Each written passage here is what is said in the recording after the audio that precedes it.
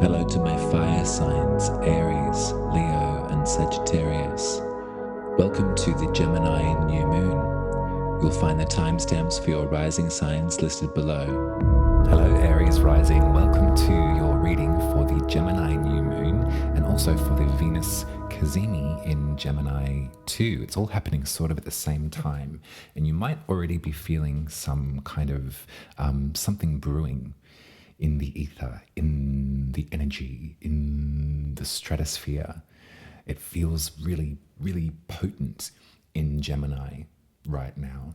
Not only do we have Jupiter, we know this sort of exacerbation in Gemini, the house of the twins, the house of the dual nature of our being. We also have the sun, it's Gemini season. We have Venus, the goddess of beauty and love and pleasure. And we also have Mercury in there too. Mercury is the planet that rules Gemini, and so there's almost something like a team leader. What Mercury does is talk. What Mercury does is disperse info. Mercury is not interested so much in being right. Mercury actually has a better time recognizing that no one is solely, wholly, only right. Everyone is working from a place that their truth, from their perspective, is the right thing to do and to say. Mercury knows that life's more complicated than that.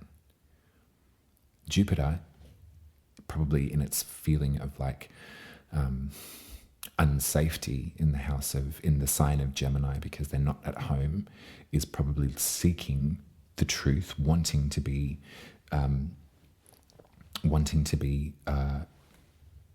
finite in that resolution. But Mercury is sort of like, well, that's correct. Yep, that's also correct. But what about that? That's also correct as well. I think if we can work with Gemini and with Mercury to its best effect, they're doing really well together, is just to engage in the conversation, to be able to have it rather than to open the ears and to really listen to. I mean, that's the best part of conversing. It's not just speaking, it's also listening. And I think that that's probably something that Gemini has got the skill in when they're comfortable. I imagine that Gemini right now is really kind of exaggerated. So for you on your birth chart, Aries Rising, this is your third house, which is the house of the goddess. It's about your village, your local environment. It's about your access to creating ritual too. What are the little things that you do in the day that regulate your system? What are the rituals that you have with your friends or your neighbors? What does your town culture look like? Because there seems to be a kind of emphasis on this part of your chart, Aries Rising. I think maybe I'm thinking about like village whispers, and I'm thinking about, a town square in a nice way, a local market. There's something here because of Venus and their presence. There's something, and Jupiter, it feels like it could be really lovely. However, all is not brilliant at this new moon as well, Aries. There is pressure from Pisces, from Saturn, from that container. And so unconsciously, you've been working with this energy for a year, since March of 2023. You've been working with this interior boundary, perhaps on some of your more expansive or mystical leanings. There's been something that you've been holding onto, a sense of faith, yes, but keeping a healthy sense of skepticism or self protection in line too. The more that we delve into our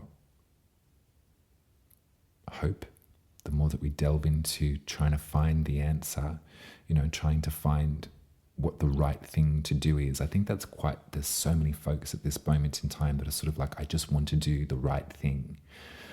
And so practically that can be done at this time, that can be done at this new moon. Venus and the sun together might be really encouraging a bit of sort of on the ground, local love and care, you know. Check in with those less fortunate in your neighborhood. If there's any way that you can volunteer, then do that. The conversations that we're having, though, need to have a healthy sense of impartiality. That's really obvious with this astrology, Aries rising. And so, yeah, wanting to, you know, I feel you, babe. I want to friggin' explore the galaxy. If only I wasn't so terrified of deep space. It doesn't feel very inspiring at times to be on planet Earth. It can feel quite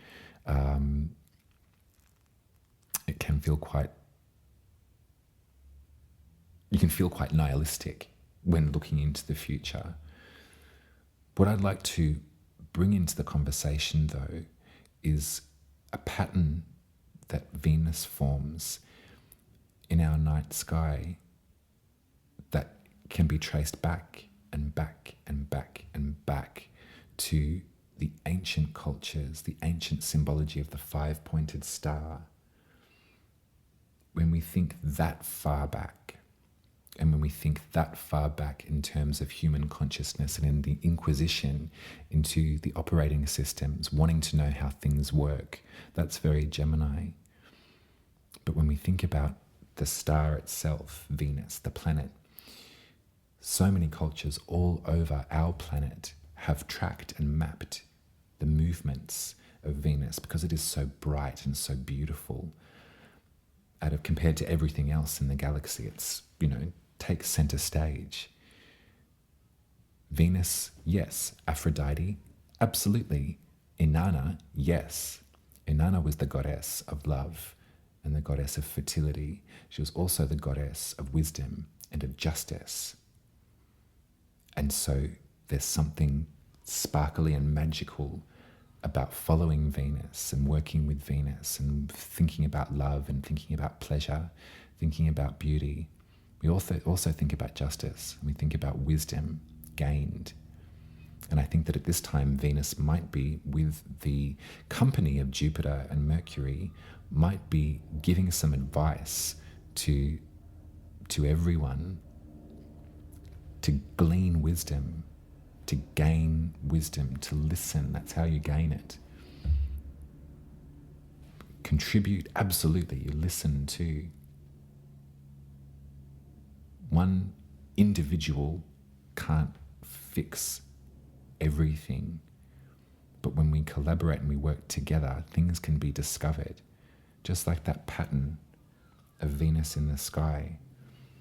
Venus makes a conjunction with the sun in 5 specific points in the zodiac. And so when you trace those 5 points, as an example, Aries to Leo to Capricorn to Scorpio to Gemini, you get a star, you get a 5-pointed star. Let me do it again. I had this funny experience with a friend of mine. We were both sitting in front of a journal trying to draw a 5-pointed star, and we just couldn't do it. I mean, it was the end of the night. But that image is the Sun and Venus coming together. And so it sort of is a marker of time. It's a clock in the background. Ariel Gutman is a great astrologer that speaks and has studied this pattern and speaks about it as a sort of invisible clock over periods, over time that occurs in a beautiful, beautiful, beautiful pattern. And it has done forever. So up until this moment, and moving forward from this moment, we will always have that pattern, that symbol of protection from Venus to encourage us. The last time that Venus was in Gemini, making that star point, was in 2016. And so what I kind of feel is that this reconnection is closing out a chapter that was begun in 2016. So if you've got worry about the impending unfolding events that will occur for the rest of this year, if the elections around the world are on your mind, or if you have pain in your heart because of the split, because of the war, because of the continual atrocities that our culture is revealing to us, I would have you think about 2016. And I would also remind you of Venus and their influence on things like the Me Too movement that rose up, that on the ground, collective action, not-for-profit cooperatives petition for more resources to go to violence against women, for more resources to go to protecting the vulnerable, to changing the culture, to educating. Think about how much we've learned since 2016 until now. Language has evolved to a point that it can't go back, and, nor should it. There's something progressive about this moment, is what I'm saying, Aries Rising. And you'll enjoy some of that progressive thought if you listen, as well as contribute. Your perspective is completely valid and completely beautiful. This astrology, all eyes on you, I absolutely appreciate the beauty of your speck of stardust amidst the glow of the rest. Share, learn, listen, and hopefully you can feel a little bit of faith. Maybe some of the conversations that you'll be engaging in over this period of time will be about love, will be about connection, will be about hope for the future. I look forward to that. I'm going to get you some tarot. We'll see what else needs to be said. After the new moon and after this Kazemi, it does step into a few moments of perfected tension. So I would hold your chin up, I think, Aries Rising. I'd be alert, and I'd encourage you to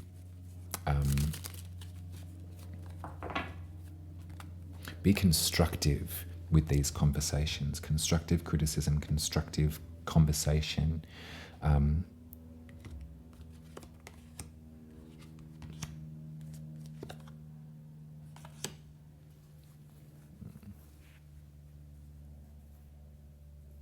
There may be,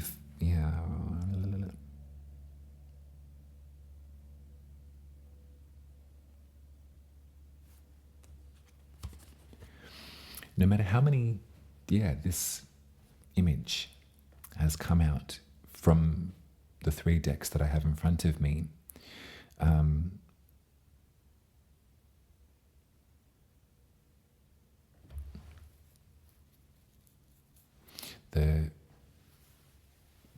The moment right now, 2024, calls for us to recollect, doesn't it? And to recollect from 2016 is difficult for so many folks. Senseless tragedy, loss of life, loss of hope for so many. A culture, a community fractured as well. The 3 of Swords is an image of the memory of hard times, the memory of heartbreak, the memory of loss. And so when you think about your life, Aries Rising, and you think about this card, and you think about what this represents for you, it's sort of sitting right at the forefront. So perhaps as we have been talking about all of these things, maybe it's been the words, love, connection, beauty. There's been a lamentation in your heart that you can feel because you think to the harder times, the more difficult times, perhaps the times when you were inactive, when you were confronted with the truth of the matter or conflicting truths, both valid, and couldn't do anything. I love you is a truth we can't be together is another truth. That's something that requires a blindfold, doesn't it? Sort of like I need to take my heart out of this for a moment to see my way clear and make this choice, and then in the aftermath I can soothe. We make decisions like this, and not all of them feel that they're the right decision at the time. And sometimes we carry that burden with us too. It can sort of follow us. I'm reminded of 2016 to my present moment too, as I'm saying this to you. And perhaps some of the difficult, more sharper truths that I faced throughout that period of time, and how I did carry some of that pain or some of that memory of the past with me as if it were true in this moment right now.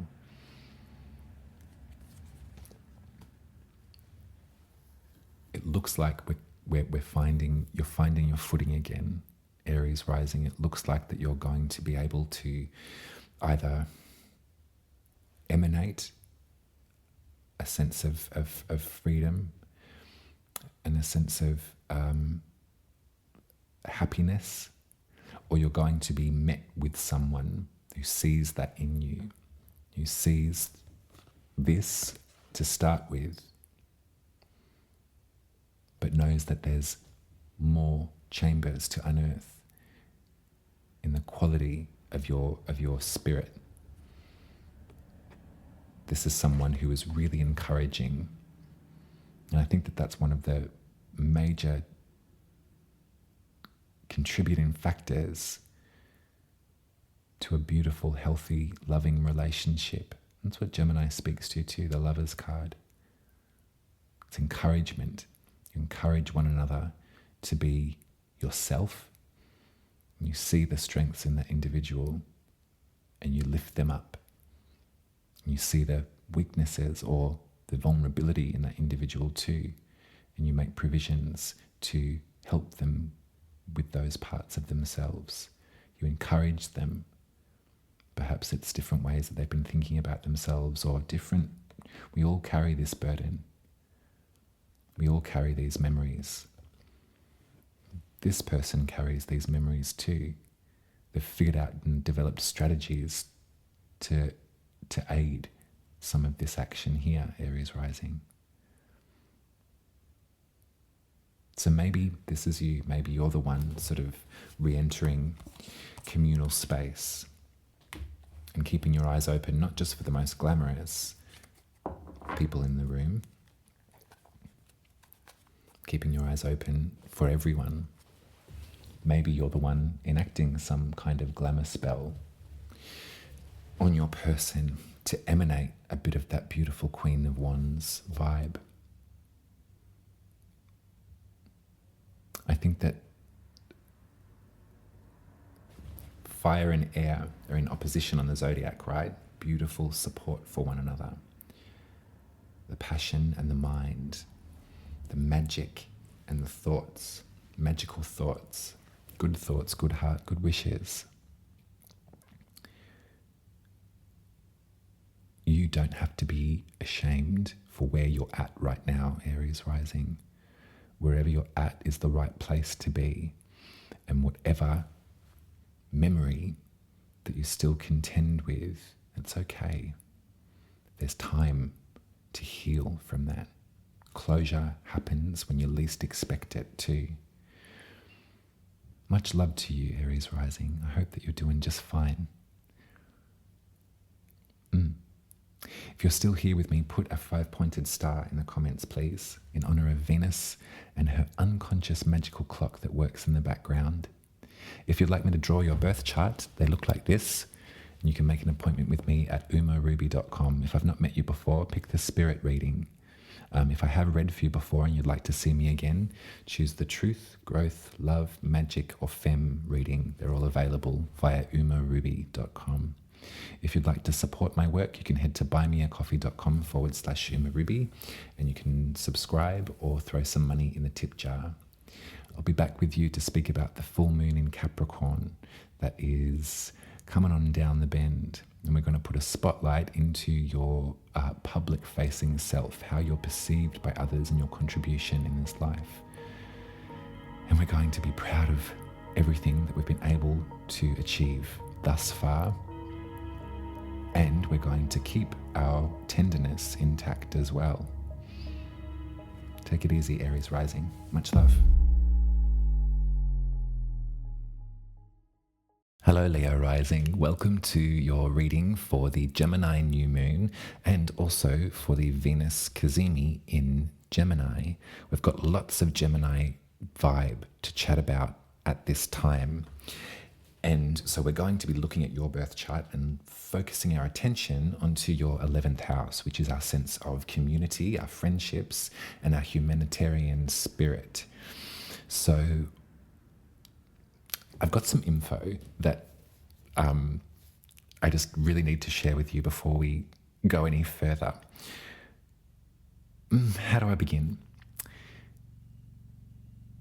We know that at a new moon we sow a seed, okay? This is something that we can ritualize. When it's a black night, when there's no moon in the sky and there's darkness, we get to work with what's left here on planet Earth. We get to sow something of a seed of potential. We get to make some wishes. So I have the Ace of Pentacles here just to sort of have that emblem of the seed that we can look at. But I'd also maybe draw your attention, if you can see it, to the pentacle itself. Pentacle meaning 5. The 5-pointed star is an image that is so meaningful through so many different cultures and different spiritual traditions. It has its genesis with the planet Venus. So as much as Venus moves much quicker than the Earth and is always aspecting, always talking, always communicating with everything around it, there's something of a slow-moving clock. There's a great astrologer called Ariel Gutman that has a brilliant website called sophiavenus.com and has devoted much of her work, her life, to studying the cycles of Venus. And if we can consider, rather than this effervescent, activated, moving kind of feeling that Venus has, it's true on one side of the nature of the planet. The pattern that it creates is a 5-pointed star. So Venus and the sun come together pretty much every year. The interesting thing is that they come together in the same place, the same places in the zodiac. So for the last 40 years, all of the Cazimis, all of these meetings have occurred in the signs Leo, Aries, Scorpio, Gemini, and Capricorn. Always, always. The degree shifts clockwise, so it's sort of like a slow-moving star that's sort of moving around the zodiac. Maybe 100 years per sign is when that point will be activated. But it's concurrent and it's reliable, which I really like. On that idea, we could think about this new moon and this Cazimi with Venus as the end of a journey of Venus that began in 2016. This was the last time that Venus and the sun came together. I think it was at 14 degrees of Gemini, so 2 degrees away from where it's coming together now. So when thinking about your life, your position in the community, your friendships, your sense of your humanity, your mind's eye for the greater good of humankind. I wonder what story began in 2016 for you and is culminating now for you, Leo Rising. And I wonder if moving forward we can consider this new moon, this conjunction between Venus, the planet of pleasure and love and beauty and also wisdom and also justice. I wonder if we can think about this as a new adventure with Venus. Another little tidbit that I'd love to give away is that in the year 1968, on May 27th, there was a new moon in Gemini. On May 28th, 1968, a one Kylie Minogue was born into this world. And it just so happens that Kylie was born when Leo was rising too. So Kylie's a Gemini sun, a Gemini moon, and a Leo rising, with Venus in there in Gemini. On June 20th, 1968, when Kylie was a babe in arms, 1 month old, the Sun and Venus came together in Gemini, starting a star, starting a journey. I know it seems, to hell with it. It's Pride Month. I just found that bit of information and my heart lit up, and I wanted to share it with you, Leo, because of the commonality that you have with your rising sign. And you can see that someone with their sun in their 11th house and their moon in their 11th house and their Venus in their 11th house would be Kylie Minogue. You can see that Kylie's beautiful identity and heart and love and beauty is for the collective group. It is to bring a sense of Leo pride to the group, to talk about it, to share it. I just think it's really beautiful. Thinking about 2016 and its relationship to the current quality of time right now has the potential to be really triggering for a lot of us. There's so many things that come to the mind as far as paranoia, as far as tragedy, lived, literal human tragedy that occurred in 2016.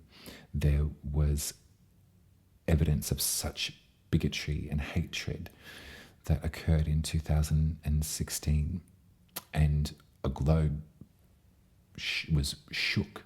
A community was shook by the events of June of 2016. I like to think, when I consider the astrology when approaching such events, as not a tool to explain them away. It's too clinical for me, and it leaves out any sense of empathy. I go to astrologers like Chani Nicholas in her philosophy that the galaxy is a mirror, and it provides our lives with some context, especially in times that feel so unjustified or feel so random and cruel. So in 2016, as the globe was being submitted to the circus of the American election season, there was also some major tragedies, some major examples of gun violence and bigotry and hatred.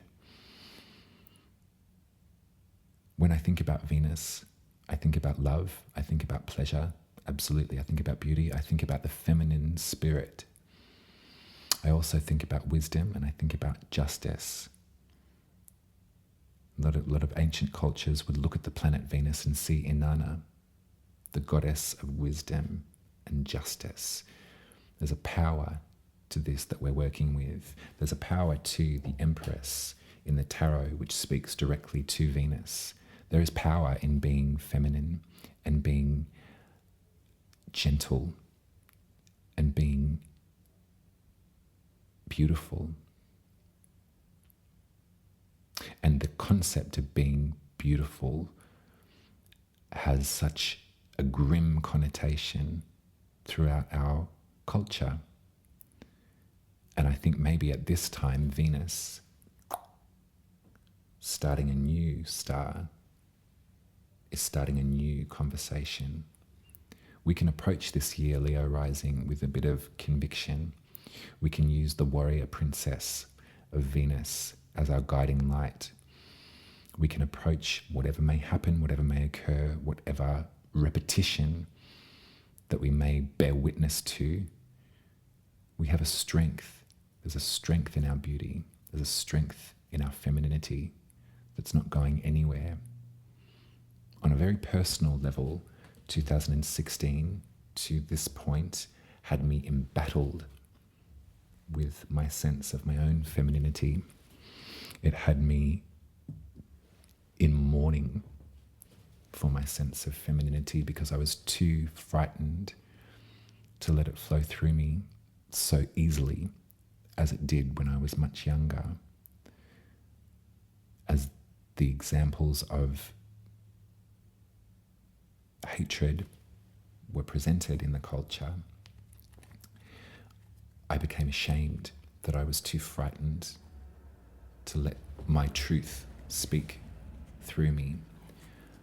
I felt angry that the streets weren't safe for the femmes in my community, the people that I love the most in this life, the women, the queers. It was shocking. And then Venus, in their beautiful, magical way, continued to create that star, perhaps that star of protection. And the Me Too movement grew out of nothing and has never stopped. And we have to use it as our shield continually. We have to use it to galvanize the new culture, the new language. We don't get over things and move along. If we're going to strengthen something, if we're going to strengthen the conviction in ourselves that the streets should be safe for everyone, that violence against women, violence against queers is the base note of the human psyche that is done with when we see the same characters popping up in front of our eyes in their fight for supremacy, their fight for power. We know that they are relics of the past. Venus is reminding us of this, Leo rising. I hope that you can feel a strength in your femininity at this time. All of this lusciousness that's occurring in your 11th house, this moment to sow the seed, perhaps to be more involved in your sense of community as the person that you are now. It's coming into a pressure with Saturn, with a boundary and a container in your 8th house in Pisces. Remember that? So think about your Piscean self. Think about that part of your chart. Think about what you've been learning about a healthy boundary since March of 2023. And that hopefully will help to guide this potential, this loving potential that Gemini is offering us into somewhere that's beneficial and that's helpful. Because I could completely understand the impulse to walk away.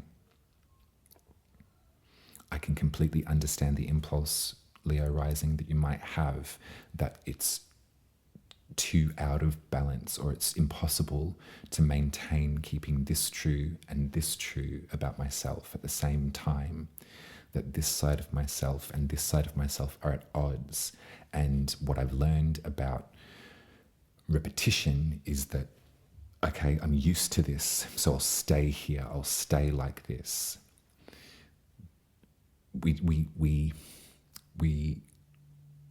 I never want you to feel ashamed for operating under your capacity and what you've got the energy for. And I would never want you to feel ashamed for presenting yourself in a way that has taught you is safer. What these tarot cards are reminding me, though, Leo rising, is that those concealed, private, hidden realms of your inner being aren't going anywhere. They connect you to the ocean. They connect you to the water. They connect you to the essence of life. And it's all well and good to put it in the too hard basket and to walk away. That's a valid option if that's what you need to do at this time. Maybe considering the month of June too. Pride Month has a different definition depending on what body you're in.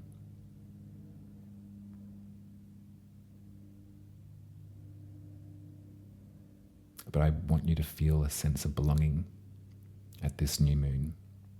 I want you to ask for a sense of belonging, I think, Leo rising. If we're going to use this seed, I want you to feel welcome somewhere. Maybe not in the places that feel so safe. Maybe there's new terrain for you to explore. Maybe there's new conversations or new honesty that you can open up with. Remember that Jupiter and Mercury both are in Gemini too. So conversation is good. Language, the development of language, the learning of language is great. Learn as many as you can. I wish that I could speak more than I can. But there's languages that exist that have got nothing to do with words too. So think about all of this stuff, Leo rising. Hopefully that can sort of help you move through. Hopefully as you approach this new moon into this weekend, into the following week, which sort of perfects that tension, perfects that face-off, hopefully you can feel something that is liquid and silver and enjoyable in you. Hopefully that you feel that you belong. Hopefully you feel that your community has your back. I really wish that for you, Leo rising. So that's the new moon. I'm going to travel along more with this Venus investigation. I, in true Gemini style, have laboured the notes of these readings with too much information and on things that I am a novice at. However, I think that this shape is ancient. And I think it was one of the first things that we all learned to draw. And I think that it's worth noting the genesis of such geometry. If you're still here with me, please put a 5-pointed star in the comments. Thank you, Leo rising. I'd really appreciate that. If you'd like me to read your birth chart, you can make an appointment at umaruby.com. Pick the spirit reading if I've not met you before. If we have met and you'd like another reading, pick the truth, growth, love, magic, or femme reading, and I'll take you on a journey through the current astrology as it plays out in relationship to your chart, and we'll also draw some cards together. So much love to you, Leo rising. I look forward to seeing you again. You take care. Hello, Sagittarius Rising. Welcome to your reading for the Gemini new moon and also the Venus Cazimi, which is all happening concurrently, sort of one day after the other. Starting on the 5th of June, if you're in the Southern Hemisphere with me, Venus and the Sun will conjoin, making a giant spark and finishing a pattern that was begun in 2016 and starting a new one. Then the next day, on Thursday the 6th of June, the Sun and Venus move together and are met up by the moon, creating this moment of potential, this seed sowing ceremony. So I've got the Ace of Pentacles right here because, number one, at a new moon, we always make wishes. Don't always, you can if you want to, you don't have to, but it's an opportunity to think about what you might like to have happen in that area of your life and write a wish list, make some affirmative action in order to seek out those desires, those wishes. So I have the Ace of Pentacles here because of that moment. But also, if you can make it out, that 5-pointed star shape is something that I'd like to bring into the discussion too. Venus, our beautiful angel of light, meets up with the Sun almost every year, sometimes a couple of times a year.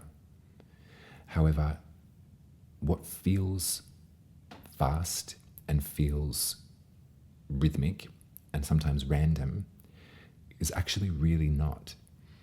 For the past 40 years at least, Venus and the Sun have met up in the same part of the zodiac. They've met up in Gemini, they've met up in Aries, they've met up in Leo, they've met up in Capricorn, and they've met up in Scorpio. It's pretty wild. when you connect those points of connection, you can trace a pentacle, you can trace a star. That's actually the genesis of the image of the five-pointed star, is from ancient sky mappers from all different cultures all over the planet. Everyone recognized this about Venus and this rebirthing journey that the planet goes through. And so those 5 points, when drawn together, create a star. It takes 8 years to form 2 stars. So one when Venus is moving forwards, and also one when Venus is in retrograde. So it's a magical seed, is what I'm saying, Sagittarius Rising. What's extra specially, beautifully potent about this moment for you, in particular on your birth chart, is that Gemini is your 7th house. It's your relationships or your lovers. This is the major secret for Gemini. It's the Lovers card. It's about mirroring. It's about seeing yourself in the eyes of somebody else and them having the ability to see themselves in your eyes. It's about showing the best of you and showing the worst of you. It's about incorporating the light and the shadow of your spirit, of your essence. It's about remembering that there's room for duality, that there's room for the beauty, and there's also room for the vulnerability and the trickier parts of you too, Sagittarius Rising. So this seed that the sun and the moon are encouraging is being activated with Venus, the planet, traditionally speaking, that does talk to love and to pleasure and to beauty and connection. You see where I'm getting at? Jupiter is also in your 7th house. There's an exaggeration on this part of your world. Mercury has just entered into Gemini too. The leader, the team leader, the boss of Gemini is there, encouraging everyone else to do their work. Do you see what I'm getting at? This weekend, so the moon and the Cazimi happens in the lead up, sort of Wednesday, Thursday. By Friday, we're entering into the weekend. We're moving around. Who knows what will happen? If you want it to happen, this would be your time. If you're in this sort of scenario already, I can safely say that you're going to look forward to an exaggeration on the sweetness and the beauty of making those kinds of commitments. And this could be romantically, this could be your best friend. Whoever it is, this is a lovely time. It could be a beautiful time. We've got to take the light and the shade. That's what Gemini really teaches us. And so this moment of power, this ancient pattern that's being traced in the sky over and over again, this freshness, it's in pressure with the gatekeeper, the boundary maker, with Saturn in Pisces in your 4th house. So your home, your root structure, your private world. So when thinking about Saturn at home base, think about those barriers, those containers of protection that we've been working on. Think about what Saturn's been attempting to teach you about a healthy barrier, a healthy container.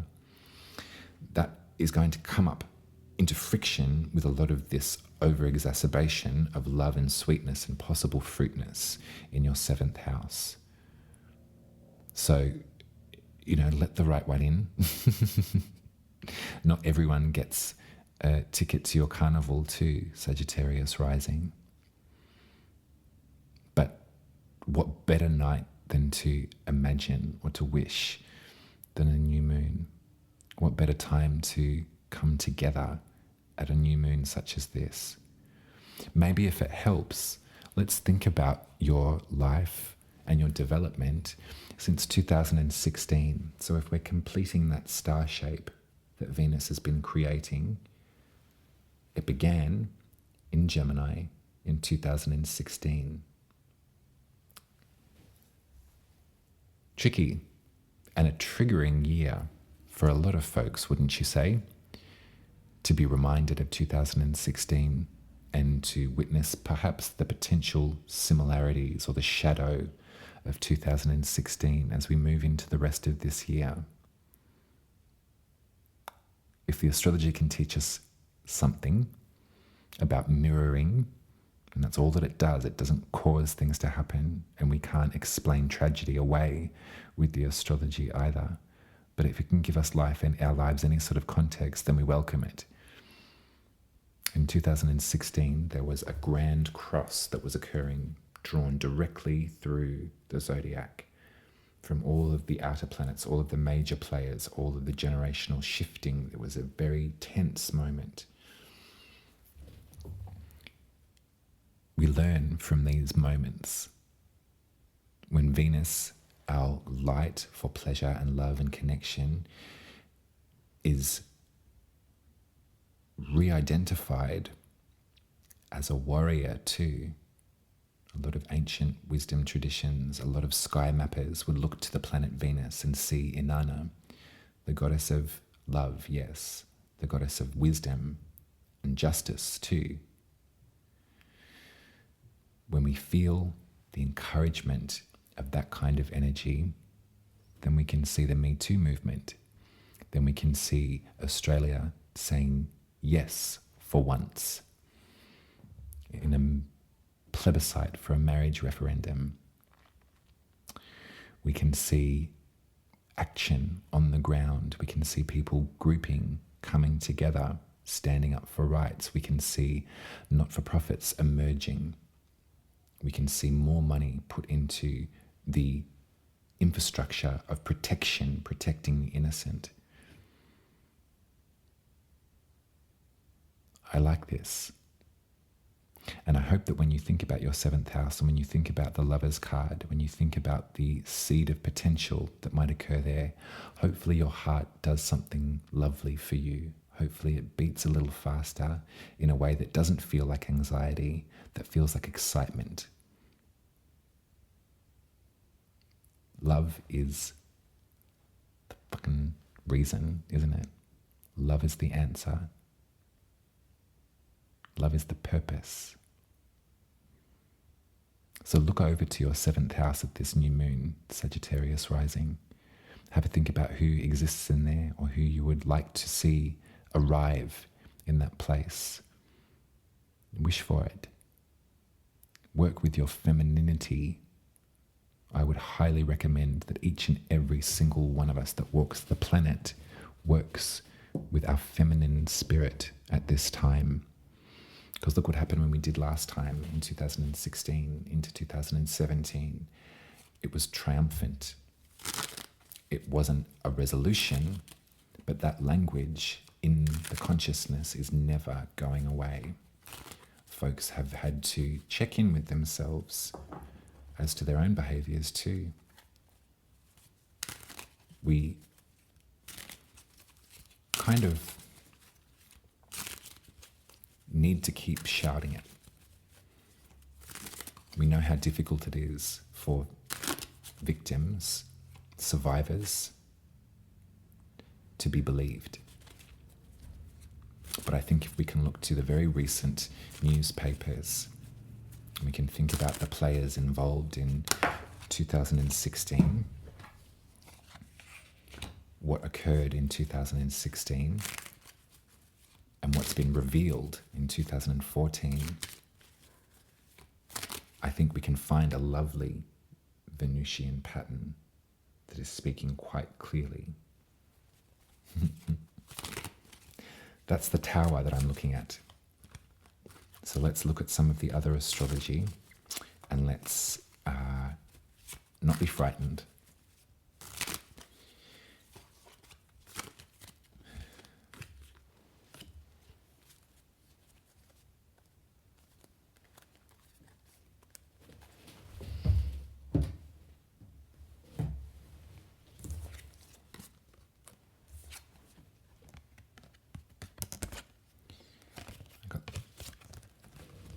Fool, the Tower, and the Hermit.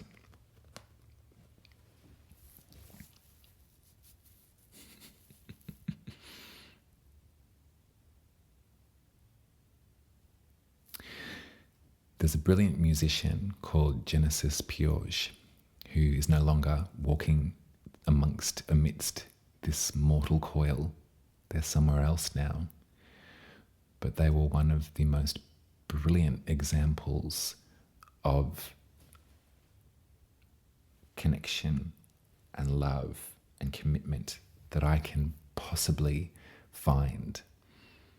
They shared a beautiful connection and love with their partner, Lady J, and they turned their love into a work of art. There's an interview with Genesis that says, "What do I think about love? See a cliff, jump off. Go for it. Dive in." And there's something about the way that they held their grief as well, because their partner, Lady J, did pass before them. There was something about the altar that they created to their lover of their body.